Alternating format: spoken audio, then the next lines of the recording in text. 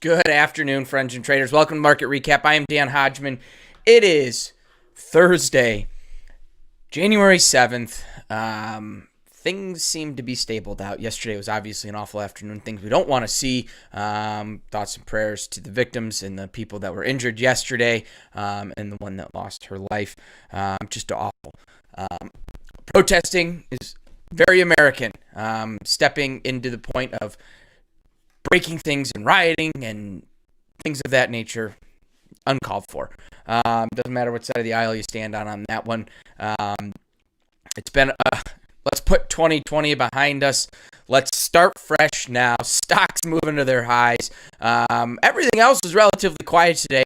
Joe Biden has been confirmed he will be inaugurated as president in a couple weeks.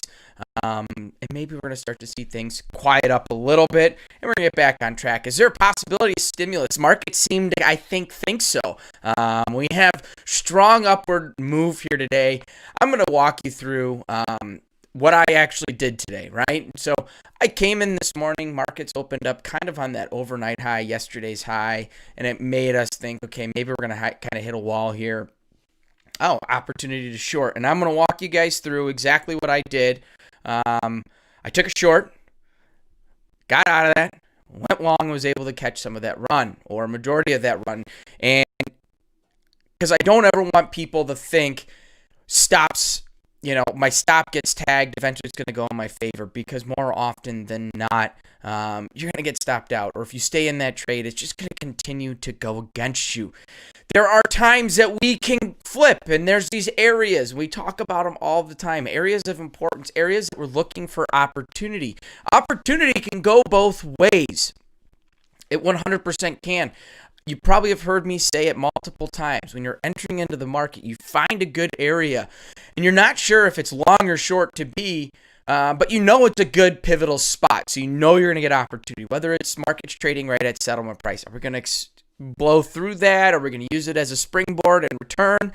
A lot of things can happen, and you want to be able to take advantage of it no matter what happens. Whether the first initial move is against you, you got to get out and look for that next chance. The markets a lot of times do present those opportunities. And so today, I want to take a minute, show you guys exactly what I was doing here today. I've been very open with you guys. I don't actively trade multiple trades within a day. This last year or so, last 10 months of trading, I've really kind of scaled back the number of trades that I take in a day and even in the week. But I've been able to extend the runs that I'm able to catch. I'm really able to focus on some of those bigger opportunities, and that's been one of the adjustments I've had to make. I go back to my beginning days of trading, and we were executing multiple contracts in every given day. And then now I've had to really adjust from that. And so it's all about adjustment as these markets change, as the markets volatility changes, as all this stuff starts to change. We can be a little bit more patient and sitting back and make those adjustments. So you always got to be prepared for that. So we got that going on. What else do we have going on? We'll touch on this at the end, but we've picked Bitcoin, we've picked Airbnb, we are in the money thus far, doing pretty well on those. We'll touch on those at the end. Elon Musk is now the richest man in the world. He surpassed Jeff Bezos as Tesla stock just keeps going, well over $800 a share, up to $816 a share. There's a podcast that just came out, I believe it was about two and a half weeks ago, maybe 3 weeks ago, with a gentleman named Greg Baird, a family friend of mine, really just an inspiration of a trader. He's been really fun to grow up around, get his education. Was a professional poker player, professional trader for 35, almost 40 years, I believe. Very successful at what he does. And he made a really good point. There's a point when a market seems to be overvalued, right? And we get that idea, and Bitcoin was his prime example. Well, Bitcoin's there now, but Tesla was kind of that prime example. When Tesla was hitting $800 a share before the split, people were saying, seem to be stock a little too high. If I'm not mistaken, 1 year ago today, Elon Musk even came out and said, stock's a little high in my opinion. Well, eventually it's going to blow through that. And once it gets past that point of it's a little too high, and now it's just unquestionably high, how much higher can it go? that's when the market or that price will just keep going. There's no stopping it. It's kind of what he talked about. So check out that Limit Up podcast and check out all the Limit Up podcasts. Let us know what you think. All right, let me see here. I want to click on one other thing. Say hello to everyone. Audio in and out. Gosh darn it, guys. I'm doing everything I can. I am getting a new computer. I should be picking it up on Saturday to help fix this. I have no clue why this is going on. It seems to be right in the beginning of the stream, and then it fixes by the end of it. So let's go ahead and pull these charts up and see if when we get the charts up, things fix themselves. All right. Good afternoon, Murph, Felix, Sharon. Good to see you. Daryl, James, Murph. Is it just me or is there an audio delay? Frustrated with this one, guys. I really do apologize. I thought we had this stuff fixed over break. Apparently not. So I do, again, have a new computer coming. Hopefully that helps it. Art, good to see you. JD, the Dancing Bear, Tanya, and yes, Daryl, audio. I do apologize. Hopefully it's sounding okay right now as we take a look at crude oil here. Let's not forget crude oil. Like I said in the beginning, crude oil was a really tight trade. Essentially, when I look at crude oil, and now my charts are freezing on me. Technology is not on my side here today. And now we're spinning. Is anything happening? Doesn't seem to be working. All right. Give this thing a second here. This is also, by the way, the computer I use every day is less than a year old. It is a brand new computer. Audio's good with charts, but now their charts are freezing on me. I wonder if there's just something going on when I put the camera on me with this thing. Gotta love it. Let's see. Well, I have no charts. They're frozen. What a wonderful day. I can't move them, though. I see you guys are seeing the charts. Oh, something happened. Let's try and open this back up. Take a look at what's going on with crude oil here. Let's see if we can get something. I have good internet. I pay for the good stuff.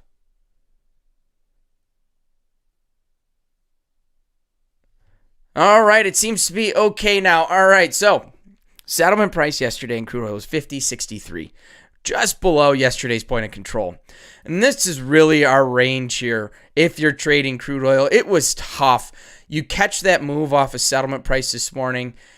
And you guys, I talk about all the time, the first thing I'm looking for in crude oil here, is it going to get all the way up to overnight high? That's where I'm looking. And it really just found extremely fair value between 63 and yesterday's point of value area high of 92. So we had a 30-cent range, but they weren't expanding that range for the majority of the day. We had a couple moves lower down towards settlement price, which is value area low here today. Couple moves down there, kind of a little bit of an opportunity to maybe see it extend higher. But really, range-bound day, if you define those ranges, if you're using the levels that we talk about, value areas, settlement prices, you could have found some opportunity here today. But we've been seeing some bigger moves the last few trading sessions with crude oil that it's hard to kind of adjust rapidly. I'm calling this a little bit of a hangover day, and that's what I'm going to look at here today. I'm considering this slightly hungover. Next, let's go ahead and look at S&P 500. Like I said, I want to show you guys some stuff that happened here in the S&P 500. Market opened up this morning, right at the open, it was trying to make a decision. And when I was looking at it, when I got into the trade, we were right here at 37.70. And to me, I'm looking at we've got resistance here in the overnight session. We have the same thing here in yesterday's regular trading hours. Maybe, just maybe, I'm going to see this thing break down and rotate down towards settlement price of 37.40 and yesterday's point of control. To me, it's calling for there's a lot of opportunity for this market fundamentally to move down towards settlement price. I say it all the time. I'm always looking for the market to close the gap towards settlement off the open. And if it doesn't make that move rather quickly, look the opposite direction. So I went short, 37.70. I took the short down. Not a lot. I sat in it for about 10 minutes. Made no attempt to move lower. I got out of that trade pretty quickly. I took about $125 loss per contract, flipped it around, went long, and I got fortunate enough to run this market all the way up. And I've sat in it for most of the day. I took another long as it dipped low because, again, I'm looking at a trending market. We're maintaining trend over the last few days. Look for those weak points to go ahead and continue to take that trade. And I hopped out of it as the market approached that prior swing high of the day. So some good opportunity here. And I just wanted to point this one out because this is something a lot of traders get caught in. They get caught taking that short here, and they're willing to let it really run against them. If you start to really pay attention to order flow, watch how that market is reacting, looking at where those working orders are, paying attention to the dome, and you watch how that volume starts to come in, over time you'll start to recognize when, hey, the buyers are overpowering sellers here. It's just not going to happen. We have to accept this loss, keep it cheap, and look for that next chance. Simple as that. Look for that next chance. Don't be afraid to get out of that trade early if it's not showing what you want it to. And that's what I was looking for. And that's what we should all look for. When these markets open up, if we have an idea right off that open, we're looking, okay, if right off this open, if I'm going to be short, I want to see it make that move down to settlement rather quickly. And if I don't, start paying attention to order flow. Start paying attention to where the trades are taking place and say, hey, you know what? It's not working here. Let's go ahead and hop out.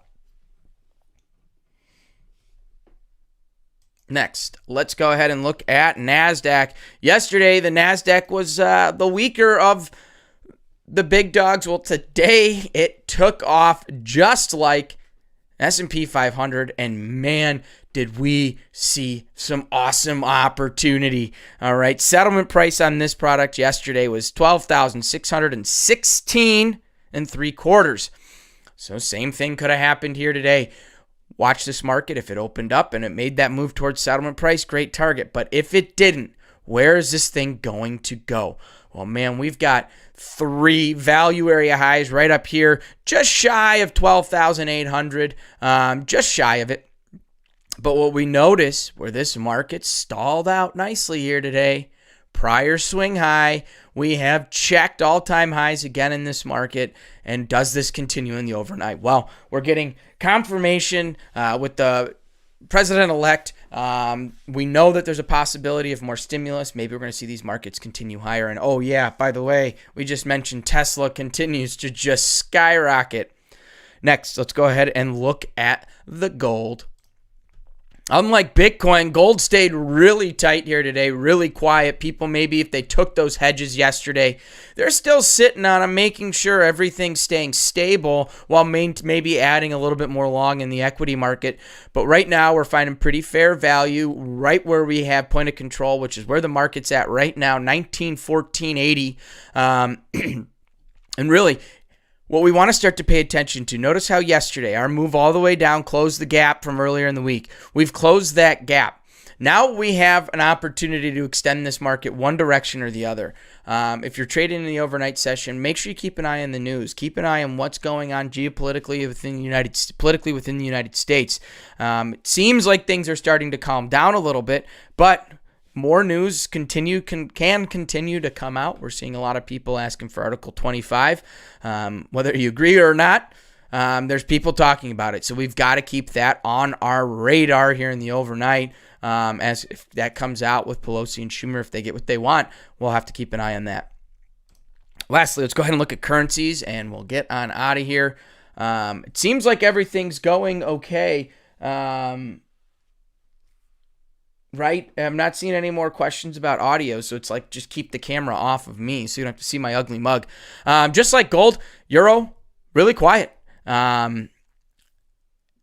had a good opportunity right off the open, a little bit after the open, right before equity open. This market checked yesterday's value area low.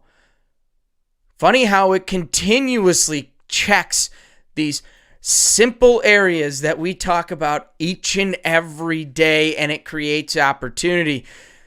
Look for that break. look for that break. We take the short there. We look for the break. And where are we looking for it to go? Overnight swing low. Hop out of our trade. We're sitting pretty, sitting happy, and we can let the rest of the day play out however it wants.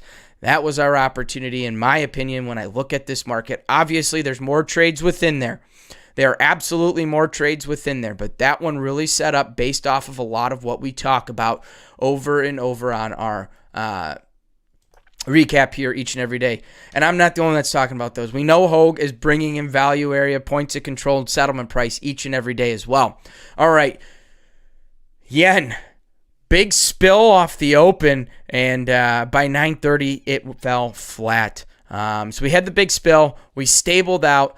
Really, if you're in this trade, what I saw here was we saw that strength start to show after the initial break.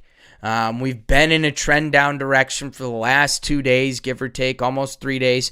We've been in a downtrend direction. We found that little bit of strength. We can catch that short there. If you missed the strength right off the open, which more often than not, you're missing this move because maybe you're starting to think about, all right, I got to prep for equity open. Things are getting going over there. I'm not going to pay attention to this one just yet. So we find that next point, and that next point of strength was here, ran down, checked our low of the day. And you can't be greedy. We all know the yen is more often than not turns into a range-bound market during regular trading hours. All right, guys, those are our markets here today. Let's see here. If I bring the camera back on me, maybe we're not going to have the freak out. And if we do, we're just going to stare at charts. Everything seems to be looking okay, so that's a plus. I want to say hello to everyone over here. Bill, good to see you. Andre, audio's perfect with charts. Good to know. Whatever you did sounds much better. We're just going to keep the camera on the charts going forward, I guess. Thank you, Chris, for that. And Murph. Dan Unog both had issues with the new year with technology. We sure did. John's got one of our better computers at his house, and for some reason, I don't know what's going on, so we're trying to get his working.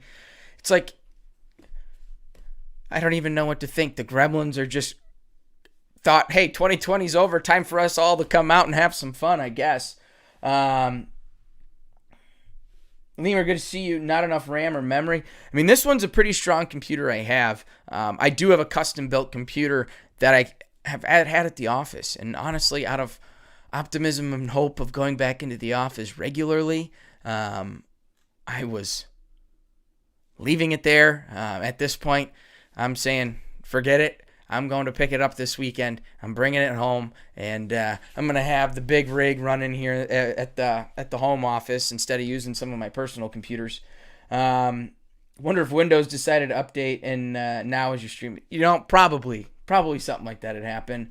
Jodikick, good to see you. Hello, just a quick question. I'm currently in the Pro account and wonder if I can open a funded account while still trading Pro account if I got 2.5K micro combine. Can't open that funded account, right? So that premium funded account will open once you initiate the transfer of funds. What I recommend you doing, I think we talked about this with Felix yesterday.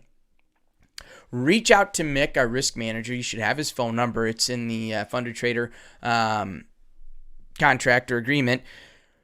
Reach out to Mick. Talk to him with where your balance is at currently. If your balance is doing well, he may absolutely be willing to help initiate the paperwork to get the premium funded account started.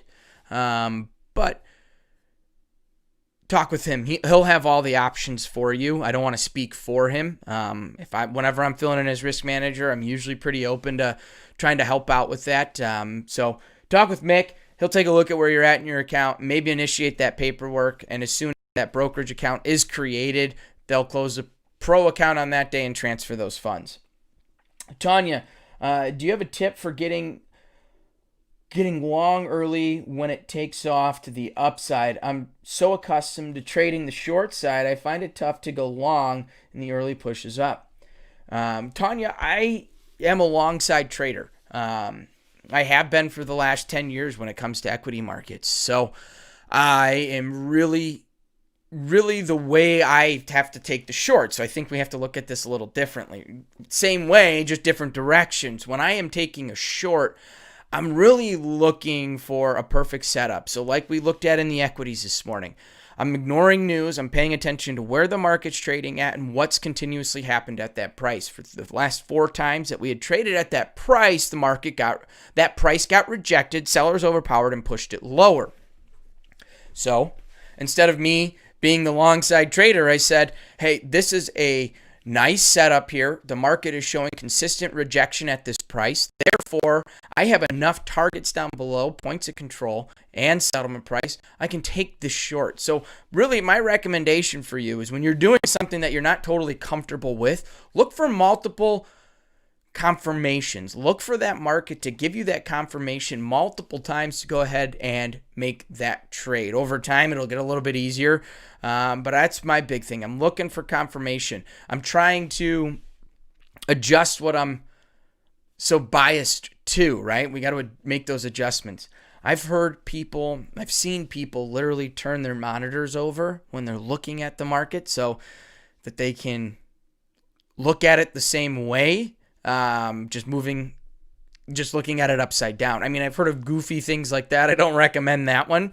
But for me, it's all about confirmation. Look for a couple extra confirmations. If you miss one move, hey, not the end of the world. There's another one coming. We've seen multiple in all of these markets this week. We've seen multiple great opportunities for those big trades. So, if you miss one, totally okay. Go back. Look at where those confirmations were to take that trade. For me, when I looked at the S&Ps this morning, really that confirmation was making new highs. We taking a look at what's going on with the news there, paying attention to that stuff, where we have to make our own judgment, right? We do have to take a look at, we have to take that big picture and understand what can affect these markets. These markets are extremely resilient. Yesterday was a prime example of that. The markets have, since November, have factored in Joe Biden. The markets knew that. There was more panic on the trader side of, oh man, something's going to happen. But the institutional guys, they realized, hey, they're going to get this calmed down. Congress is going to get back into session. We know they don't have enough votes to deny any of these states or electoral votes. Therefore, we can continue to sit on our positions here, make these trades, and maybe we'll make some hedges against them. So maybe that's what we saw in the gold yesterday. Dan, please, how do I read the market profile? Well, market profile, let's just take a quick glance at the chart, and we'll go from there. So let's hope we don't freak things out here. We'll open up S&P 500. All right. Looking at yesterday's market profile, pretty expanded. What we want to do, oh no. Here we go. So, value area is 70% of the day, the 70% of the day's volume. We have simple. We just set up our colors that we want, how the lines we want to look at them, and then once we have all of this set up, we can then go ahead and look at it. So 70% of the day's volume is traded between value area high right here and value area low. This green line here is point of control. Point of control can be set in multiple different ways, but it's the most volume traded within the given selection period. We are selecting strictly regular trading hours only. You can carry this over for the full 24-hour if you want. You can run the whole session. You got all sorts of options. So you can keep expanding. Typically what John and I are doing is we are setting up for regular trading hours. So those are a couple things you're looking at. What I like to do is I like to look at how the market, start setting it up on your charts, look at how the market reacts at some of these areas before you trade. If you notice, when you look back at it, after we have traded through, we stopped our volume profile here. Notice how the market continuously reacts at that value area high, how nicely that works. Overnight session really struggled to get through. Once it got through, it expanded higher, but we fell back into it. And then here's really where you could have caught it. Right off the open, initial move, market came right down to value area low here, or value area high here, checked it, instant buyers came in and accelerated this market to the upside. So those are just a couple ways of looking at this to try and get an idea. My biggest recommendation, my biggest recommendation is put it on your charts. Go back, look how the market reacts to it. As you're trading, see how the market reacts around it. Don't execute on it for a little while. Just a couple ways of looking at it. And there's also countless bits of information across the internet. There's Jim Dalton. He is a market profile, so kind of similar but kind of different to volume profile. He's got some great literature on points of control, value areas, things of that nature. So recommend checking out some of that stuff. All right, guys. So before we get out of here, we got to touch on our big winners so far. Bitcoin 39,000. So we're up almost $5,000 in Bitcoin. And then Airbnb. Airbnb, yesterday we were looking at 148.30. Well, we're in the money on that one as well. 151.03 Airbnb. So we're doing pretty well on our wins there. VIX stabilized really well here today. Came back down to 22. So dropped quite a bit from yesterday. Tomorrow, don't forget 7:30 a.m. Central Time. Employment status, unemployment report, non-farm payrolls. If you're trading, be flat. Simple as that. Outright traders, we don't need to be in that. If you're trading positions and you're hedged and spreads and whole 9 yards, well, that's a different story. But outright, it's not worth it. So that'll be our big news tomorrow. And then, as always, before we get out of here, kind of an ironic, this date in history, the first one, 1789, first ever presidential election. We all know that was George Washington was elected, our first president of the United States. And then on this date, in, where was it? 1999, President Clinton's impeachment trial began. The irony of it all. And then I had one other one. This one. This is our happy one of the day. 1950, Rudolph the Red-Nosed Reindeer is the number one on U.S. pop charts. So on that note, guys, I'm going to sign on out of here. Thank you for tuning in. John will be back tomorrow morning, 8 a.m. Central Time. Until then, stay safe, wash your hands, trade smart, trade well. I look forward to